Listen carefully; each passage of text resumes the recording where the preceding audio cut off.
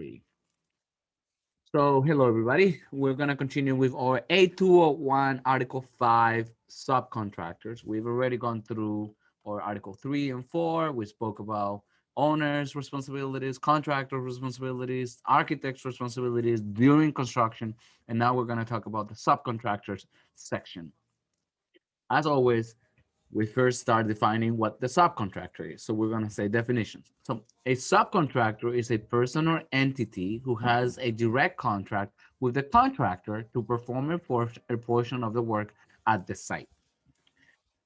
The term subcontractor is referred to throughout the contract documents as in singular in number, and it means a subcontractor or an authorized representative of the subcontractor.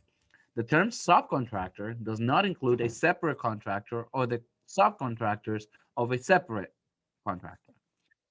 As you guys know, there is a fast track delivery method and they could be multiple contractors. So you're gonna grab this A201 and it refers to whoever the sub of that contractor is that has this A201. If there are multiple A201s, then you got to look at each one of those separately. You cannot put them all together. They're not the same people.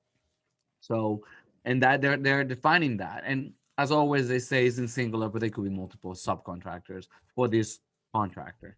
Um, so the owner could have another contract with somebody else, and that will be another contractor, and that will be another subcontractor. And we may not be working with them on the A201 because we may not have any contractual obligations to manage that, to administer that contract for that other contractor. So a subcontractor is a person or entity who has a direct or indirect contract with a subcontractor, I'm sorry, is a person or entity who has a direct or indirect contract with a subcontractor to perform a portion of the work at the site. The term subcontractor is referred to throughout the contract documents as a singular in number, and it means a subcontractor or an authorized representative of a subcontractor. And this section 5.1.1 also clarifies that it is the person that, or entity that has a contract with the contractor directly. They don't have a contract with the owner. They don't talk to each other, because they don't have a contract with each other. Just like, or I guess, or consultants, they don't have a contract with the owner. They have a contract with us. So aware of subcontracts and other contracts for a portion of the work. So unless otherwise stated in the contract document, the contractor, as soon as practicable after award of the contract, shall notify the owner and architect of the persons or entities proposed for each principal portion of the work, including those who are to furnish materials or equipment fabricated to a special design.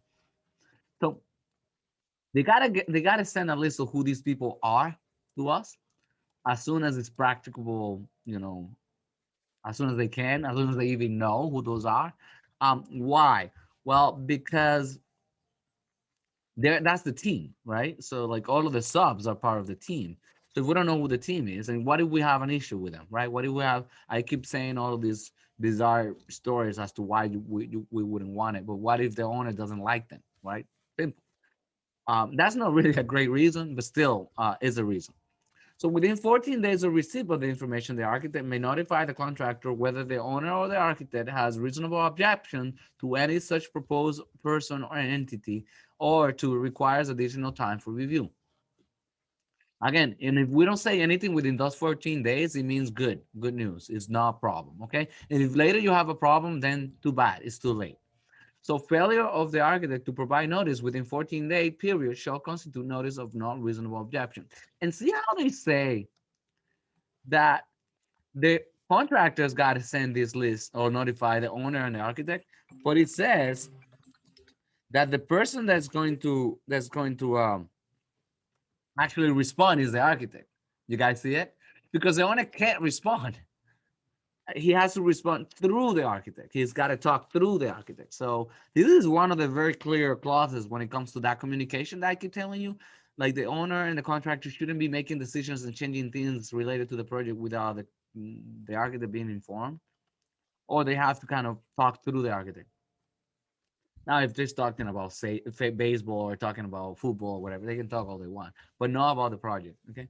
So 5.2.2, the contractor shall not contract with a proposed person or entity to whom the owner or architect has made reasonable and timely objection. Now, when it says the owner or architect, is that the architect could say, Mr. Owner has an objection to such and such. It's not the architect that has an objection, it's the owner, but the architect is communicating. But it could be, Mr. Owner has an objection to such and such, and I have an objection to such and such. Please provide new ones. So they could be a group of different people, and they have an objection, and why? And the contractor shall not be required to contract with anyone to whom the contractor has made reasonable objection, because the contractor could also object and say, no, we're not going to work with that.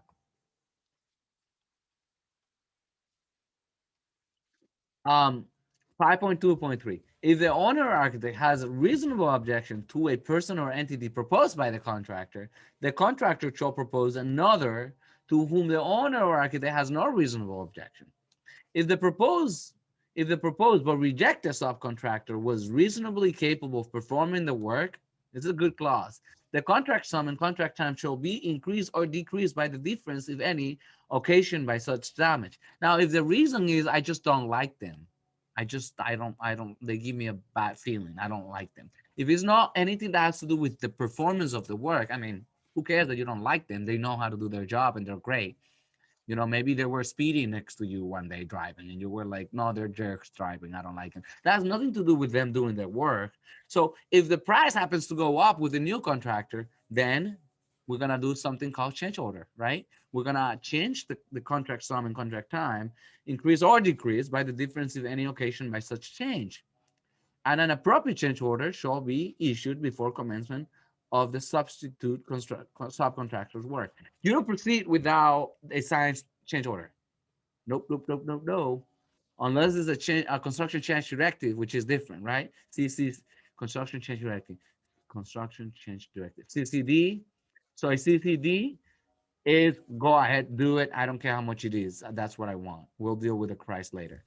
Change order is we all agree that this is reasonable and fair, and we're gonna do it. All right.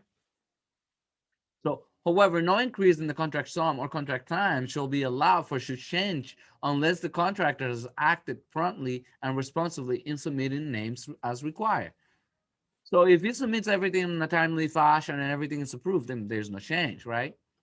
But if you know if he didn't do it on time and then propose things on time, and we defaulted on changing them too, you got to see who is at fault. Like within those 14 days, we didn't give notice, then we give notice later, then they are entitled to a change order. You know, the contractor, but if there's reasonable time, they could actually find another contractor within that same price, so there wouldn't be any change order. Doesn't make sense.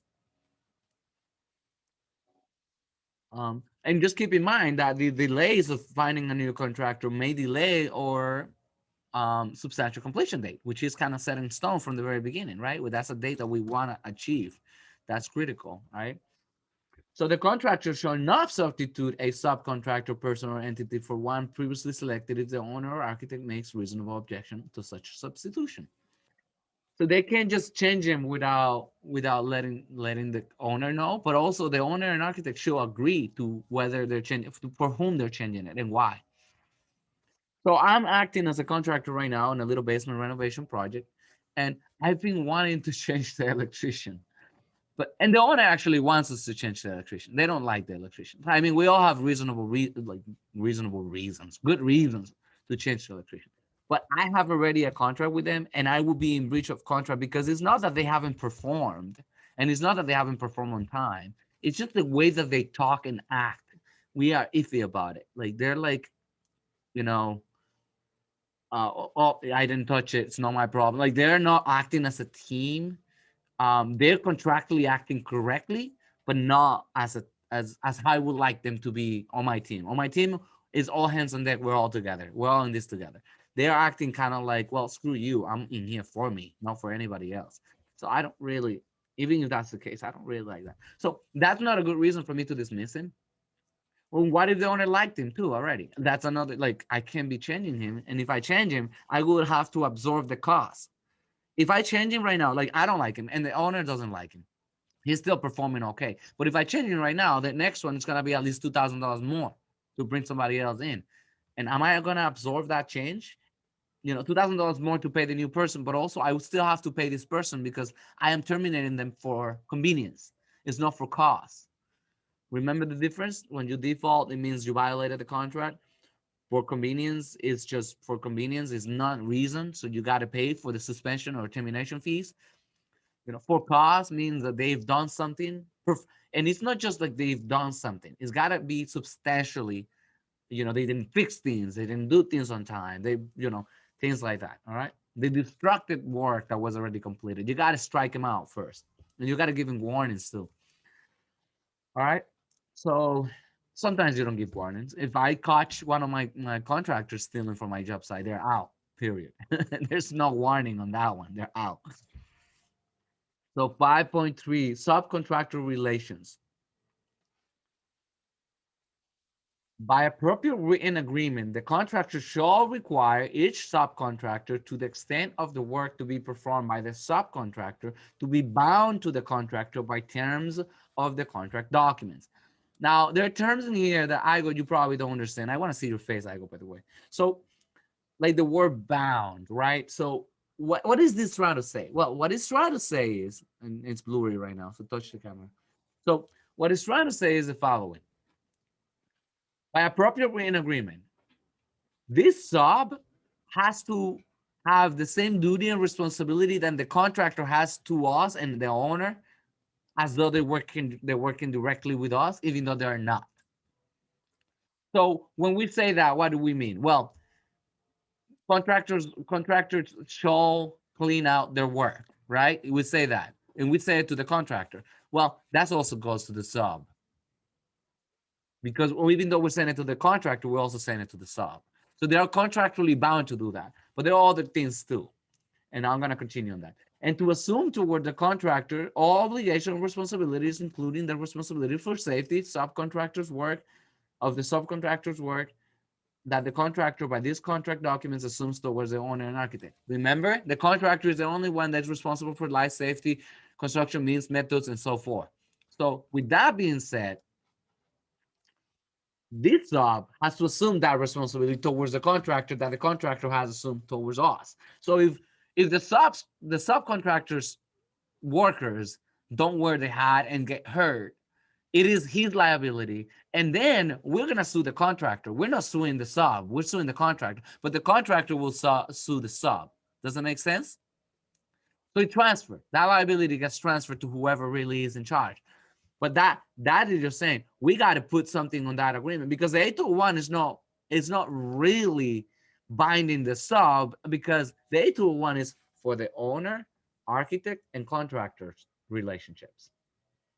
Not so much for the sub, because it's like it's very lightly into the sub, and it's very lightly into the electrical engineer, mechanical engineer, like very lightly. Their responsibilities are limited because they are under our C401 and or under or B101, like that side of things. Okay.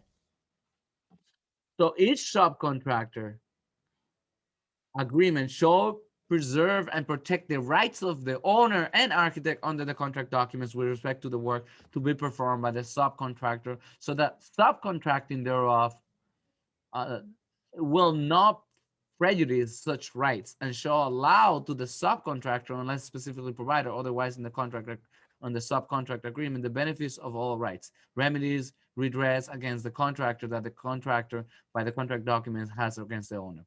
It's again a whole malarkey, really, a whole bunch of language. But what he's saying is, again, remedies has to do with, well, listen, they didn't perform. We gotta fire them. We gotta let go of them. I don't want to let go of my contractor, but this sub gotta get out. They're not performing correctly. But guess what? We gotta sue the contractor because he's the one that has to deal with the sub. So whatever remedy we gotta go through to be able to get things fixed and moving as they should, we have to use. So, but the relationship's got to go two ways, right? It's a two-way street. So whatever our relationship is with them, they have with the contractor, and the contractor is kind of in the middle. But the contractor is the one that's gonna get hurt, because the project is just as good as the contractor's subs and the whole team. That's his team, you know. So where appropriate, the contractor shall require each subcontractor to enter into similar agreements with the subcontractors. Again, to transfer that liability from one spot to the next spot to the next spot. And it's not just about liabilities. The reward is a risk and reward relationship, right? What are the risks and what are the reward? So they're getting paid, they're getting this, they're getting that, they're getting this. If there is this thing as liquidated damages, which is another term I want you to guys kind of know, it has to do with how late a project is by date. Like every day that project is late, there's a liquidated damages amount. But if it is early by X amount of dates, they also get like a bonus or something, right? A reward for being early. So that goes to everybody, subs, contractors, subcontractors, everybody. So the contractor should make available to each proposed subcontractors prior to execution of the subcontract agreement, copies of the contract documents to which the subcontractor will be bound, and upon written request of the subcontractor, identify to the subcontractor terms and conditions of the proposed subcontract agreement. There may be, sorry, a variance with the contract documents. There may be clauses that are excluded. Hey, here's everything. Now, sometimes I know contractors and subcontractors that don't want to share everything to the subcontractors. Like for instance, they don't have to share this contract with the amounts. They can strike it out. That's okay. That's not a problem. They don't need to know how much the contractor is actually getting paid or the subcontractor is getting paid. They got to know what the sub is going to get paid. That's the only concern. They shouldn't know all that stuff. But there could be also clauses and changes and things like that that don't apply to them. You know what I mean? So they got to let them know. It makes sense because they are all being bound by the same construction documents. We are all here to deliver this building, right? That's it. So it's good so that everybody kind of checks it. And like I've had to deal with a lot of different people. Like one of them is my father, who is actually a contractor himself, and he doesn't like opinionated like plumbers and opinionated electricians that know about construction and see other things that might be wrong. He doesn't like to hear about that.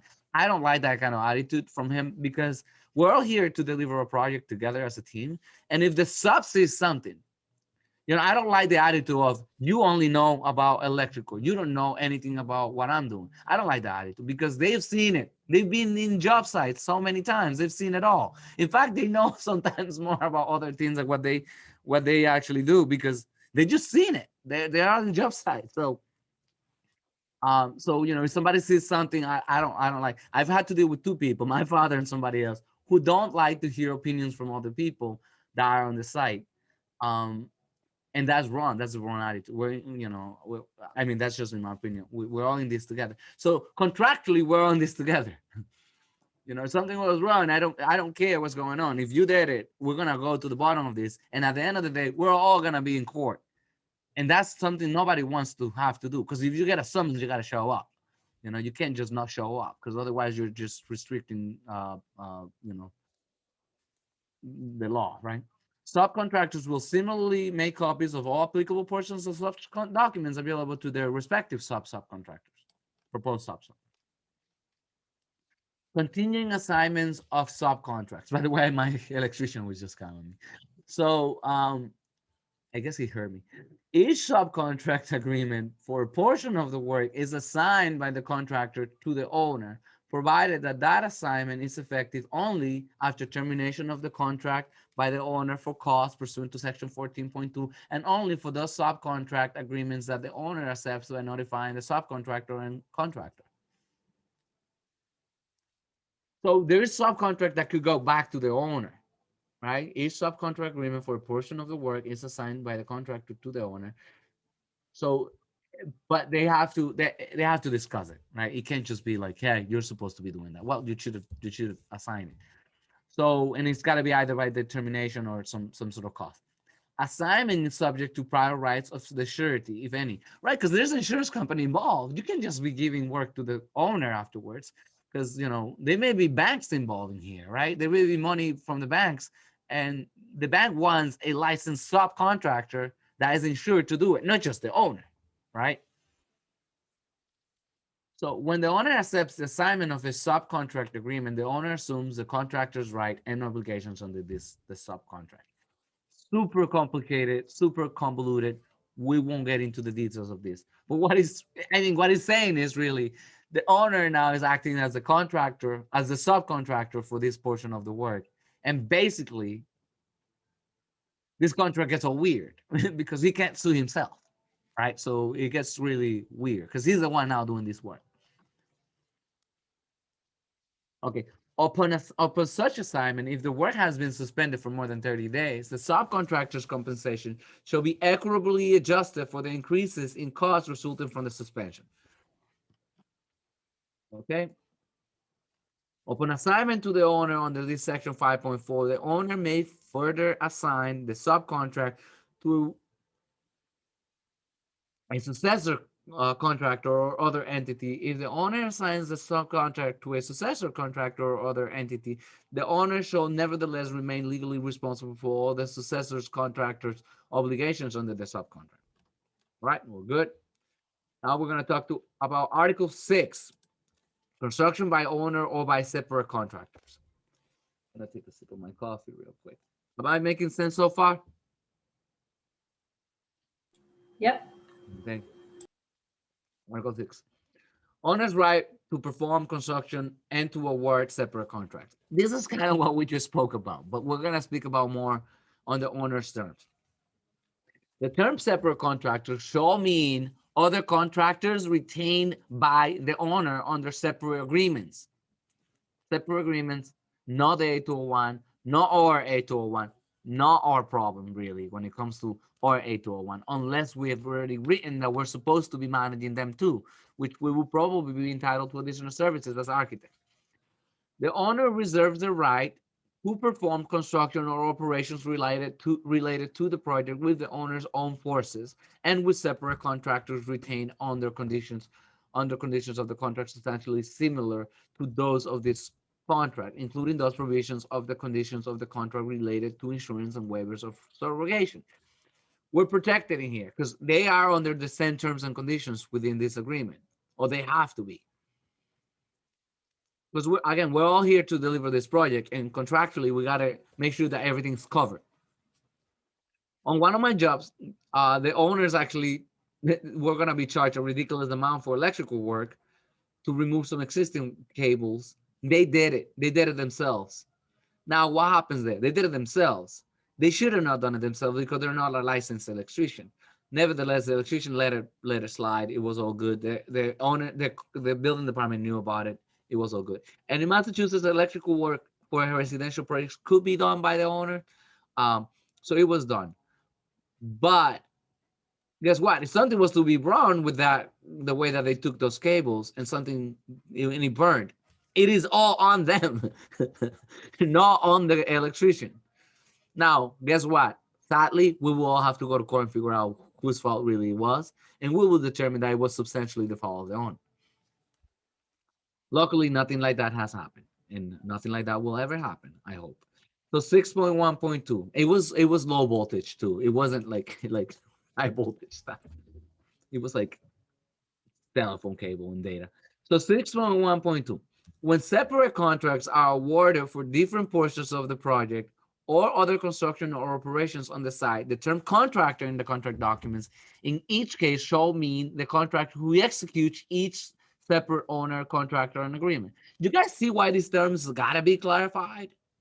Because we keep using the term contractor, but who are we talking about? Well, that guy's a contractor, that guy's a contractor, that guy's a contractor. Well, you're talking about the contractor that is within your contract for that particular portion. So you have a mason. That mason is a contractor. Is Joseph and Richard Masons contractors? That's a contractor, right? But they typically call subs because they only do masonry. That's the little thing. Contractors typically are meant to be the guy that kind of does everything. It's the GC guy that hires the little subs. Okay. Me, in my case, I've acted as contractor in many jobs, and I hire my framer, I hire my finish guy, I hire my piper, I hire my plumber, I hire my electricians. Those are my subs. The owner has hired other contractors for other things. Now, I do take pictures of everything I do to make sure that they don't mess it up. It's not like, well, that was your guy, not my problem. You know, in fact, something happened on a unit above us. They didn't hire us to do that one. and water again went all the way down, and it damaged my floor, damaged my ceiling. Everything was already done. I already passed inspections. I showed them the pictures and I said, not my problem. Have you guys fix it. But that would be the other contractor, right? But I don't want to confuse you. In this case, just follow the contract line of work relationships, okay? 6.1.3. The owner shall provide for coordination of activities of the owner's own forces and of each separate contractor with the work of the contractor. Now, remember how the contractor is the only one responsible for construction means, methods, life safety, blah blah blah. Well, the owner who hired his own subcontractor is responsible for construction means, methods, and safety for that particular portion. So if you ever get a question in the construction evaluation exam about an owner's subcontractor, the owner is the one that needs to coordinate that with them. Okay. Oh, the owner's sub got hurt on site. Who is liable for it? The owner. Because the owner is acting as the contractor for that. Okay. And I mean, the sub himself is responsible for his own life safety within himself, but then the owner is assuming that liability as the contractor on that end. So I want to clarify, the sub is responsible for his own means and methods and safety, but and the owner is gonna sue them because actually they're covered within their own insurance. So that's the other thing about surrogate, the right to surrogate and things like that. Like if you cover within your insurance, you don't have to do that. So the contractors shall participate with any separate contractors and the owner in reviewing their construction schedule. That's the right of this contractor, the main GC contractor. He's got to review the schedule of those subs. Let's say the owner hire a contractor that does pools, right? Our contractor is probably getting the water, getting all the stuff, getting the electrical. But that other guy, that other contractor that the owner hires is gonna be doing the installation of the pool equipment and everything. So we gotta check the sequencing because they affect us, and we gotta all deliver this project together. So they affect each other. So that like they don't say, oh, on Thursday we're installing the pool equipment. No. We won't even have water by them. Like the contractor's got to say, hey, we won't even have water by them. So you got to push that later, right? So, and it is because the contractor wants to deliver his substantial completion on time. And to deliver the substantial completion, he's got to deliver all of this other sub stuff. Does it make sense? The contractor shall make any revisions to his construction schedule deemed necessary after a joint review and mutual agreement. Now, the two of them review each other's agreements, no agreements, with each other's schedule for coordination. The construction schedule shall then constitute the schedules to be used by the contractor, separate contractors, and the owner until subsequently revised. So they all together look at it: owner, subcontractor that is working directly for the owner, and the contractor. Okay. And that contractor will talk to his subs about it. All right. So section 6.1.4, unless otherwise provided in the contract documents, when the owner performs construction or operation related to the project with the owner's own forces or with a separate contractors, the owner or a separate contractor shall have the same obligations and rights that the contractor has under the conditions of the contract. What are those obligations? Life, safety, blah, blah, blah, blah, blah, blah, blah, right? You guys understand what I'm talking about? Any references Article 6, Article 3, 6, 10, 11, and 12.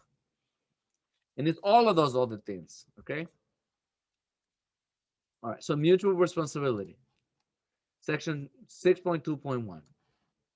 The contractor shall afford the owner and separate contractors reasonable opportunity for introduction and storage of their materials and equipment and performance of their activities, and shall connect and coordinate the contractor's construction and operations with theirs as required by the contract documents. So I mean, the contractor's got is got the is directing the main job, right? Everything really, right? So if he's got storage and things like that, he's got to allow access to all of those things to these subs and the owner, right? Does it make sense? and they got to kind of connect and coordinate with each other's operations because he's the one responsible for access to the site, so he's got to be able to give access to all these subs also. Like there's a bunch of different things that he's got to be on top of. In fact, the amount of subs that the owner hires directly will affect the cost of the construction from that contractor, because he's got to deal with all these other people, just like we have to deal with the A201 with all these other people if we are on the B101 bound to do that. Okay. It's just like when we have to review multiple submittals. Now we're reviewing submittals from 100 people. Like we got to coordinate the procedures and processes of all of these other people too. It's a lot, you know. I really like when they have one GC, one guy. We just deal with that guy. And that guy, let's say, uses a software we already know, and we're good. Imagine if we have to check another like software for change orders and RFIs. Oh my goodness. So section 6.2.2.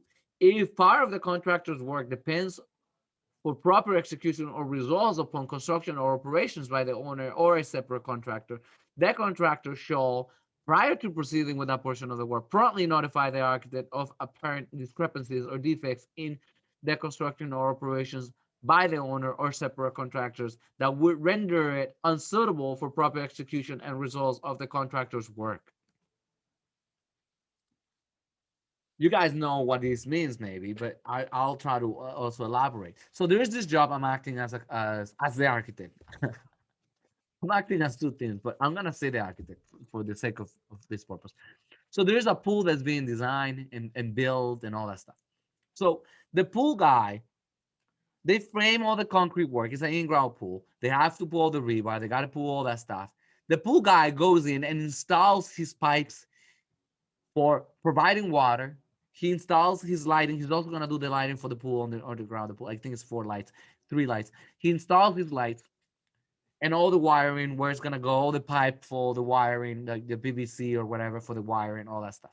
Then the other contractor is gonna pour all the concrete on that stuff, right? It turns out that after all that's done, I mean, I'll make the story more interesting. So the pool guy saw the rebar that was being installed, saw the thicknesses of the wall for the foundations and everything for the pool, and he thought it wasn't appropriate. He's seen a million pools, but the contractor that was doing it was like, "Be quiet. I know what I'm doing. Don't worry about it. Put your pipes and get out. Put your electricity and get out. That's it." That wasn't cool because the pool guy is saying, "I've done pools. I've done it all." But you know what? The pool guy is acting as a sub, right? So what is the pool guy's responsibility? He is supposed to tell me immediately. In this case, he's saying it's part of the work. It will be he's the sub. He should tell not me, because I don't. He doesn't have a contract with me. But if he's working for the owner directly, he talks to the owner, and the owner talks to me about it. And I immediately go to the contractor and say, "Whoa, whoa, whoa, whoa, whoa! Don't pour concrete on that. It's not thick enough. It's not big enough." Now, I drew it, so it means somebody's not doing it as per the drawings, right? So, or it wasn't drawn properly. That's another question, right? Was it drawn properly? Maybe it's wrong. So prior to doing any work, they're supposed to review those drawings and let us know. Remember? And if they didn't let us know and they saw it and they see it after it's been poured, they're at fault. I'm illustrating a bunch of things here, but the whole point is the pool guy was writing his observation. He told the contractor ignored him. If this pool is to fail within a short period of time, I'm going after the contractor right away. Now, I don't like to have to go after people. They should have fixed it, but it was late. We looked at the calculations and it looked iffy. It might work. It might not work. I don't really know. I really don't know, because we didn't even engineer the pool. I'm just overseeing the whole job as a construction administration. So but the sub did the right thing. He was communicating that that pool didn't look right. Now, another story, to illustrate this part, the sub also required a housing for all of the pool equipment. The housing was finished, and the contractor called me and said that it was finished. The sub went to do his work, and he wasn't finished. The sub called me and told me, hey, that work is not ready for me. It's not finished. I immediately called the contractor and I told him, hey, listen, he told me it's not ready. It's not ready. So he called the sub and yelled at him. It's like, why did you tell the architect that it wasn't finished? I told you to tell him that tomorrow you're gonna come, that you couldn't come today, change the date, push the date by 1 day, and we'll be ready for you. Blah, blah, blah, blah. So here's the sub and the contractor having all these arguments. Now the sub is a separate contractor. He doesn't work under the contractor. Does it make sense? He works like, I guess he's like, he works directly for me and the owner. So he is doing the right thing. He's informing us of the situation. But this part is saying if a part of the contractor's work depend for proper execution of results upon construction or operations by the owner or a separate contractor, the contractor shall, prior to proceeding with that portion of the work, promptly notify the architect of apparent discrepancies. So that's what we got, but backwards. We didn't get the contractor, we got the sub. But the contractor shall, prior to proceeding with that portion of the work, promptly notify the architect of apparent discrepancies or defects in the construction or operations by the owner or separate contractor that will render it unsuitable for proper execution and results of the contractor's work. Failure of the contractor to notify the architect, that will be the problem. Failure of the contractor to notify the architect of apparent discrepancies or defects prior to proceeding with the work shall constitute an acknowledgement that the owners or separate contractors completed or partially completed the construction is fit and proper to receive the contractor's work. In this case, I have another contractor, the tile guy. If that pool wasn't right, wasn't all done correctly, and it's not, generally flush for the tile guy to do his work, the tile guy is gonna have an issue. So it's another problem, right? So it's like ripple effect. Construction is awesome. I love it. But it's really like Inception. It's one thing over the other thing, over the other thing, over the other thing. You would go, I mean, the amount of people that go into a construction job is incredible, even for something as simple as a little basement renovation. It's incredible the amount of people that go into that. In the more detail, the more people get involved. Because then we got custom furniture and custom this and custom that. So it's really incredible. So the contractor shall not be responsible for discrepancies or defects in the construction or operations by the owner or separate contractors that are not apparent. If it's not clear to see it, right? It wasn't apparent, nobody could notice it, then they can't really be liable for it. You know what I mean? Like nobody could really notice that. Now this project's fast track, the one I'm talking to you about, it really is fast track. They're doing a pool in 2 weeks. It takes 21 days or so to pour concrete and concrete for cure. They're already putting tile, and that concrete is not even a week old. So we're talking about a whole. Now it was a quick dry concrete. Like there are a lot of things that were done for this, right? But but still, they already put a dry lock on it, like a drying thing, like a sealer, so the water doesn't get out. I mean, fast track projects also are a nightmare. Nightmare. I mean, a project is complicated as it is. You tell me you need it ASAP, and that's a nightmare. Oh gosh, they actually the designer actually didn't put a housing for all where the equipment was gonna go on the pool. By the way, all these beautiful drawings that we do with pools, you gotta know that you're gonna have a pump to absorb water, put water. You're gonna need a filter. You're gonna need to put all that equipment somewhere. So one little quick tip for all of you, architects, fellows, research your stuff when you're designing it. What goes into making a pool? What's the equipment? How is the typical room size for that stuff? Don't design a space that doesn't have electrical rooms and mechanical rooms and any of that stuff because it ain't gonna work. And then they're gonna put it where you don't want it to put it. In this case, they put it at an outdoor space that was supposed to have a nice table, picnic table with some chairs. That's exactly where they put their housing for all of this pool equipment. They killed the space. So now we don't have where to sit for this project. There's nowhere to sit. Horrible. So I have a question. Go for it.